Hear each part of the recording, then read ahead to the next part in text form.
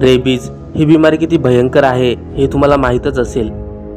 वेळीच उपचार नाही घेतला तर माणूस पिसाळतो आणि मग आपल्याच घरचे, आपल्याच गावातले लोक अंगावर गरम पाणी टाकून त्या व्यक्तीचा जीव घेतात. व्हिडिओमध्ये पहा. या तरुणाने रेबीजचे उपचार मध्येच सोडले. झालं असं की या तरुणाला काही दिवसांपूर्वी रानडुक्कर चावले होते.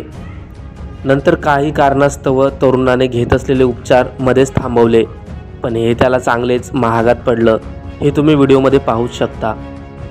तरुणाचं पुढे काय झालं ही माहिती तर मिळू नाही शकली, पण तुम्ही सावध राहा आणि प्राण्यांनी चावा घेतल्यास त्याची लस नक्की घ्या आणि डॉक्टर सांगेपर्यंत इलाज चालूच ठेवा.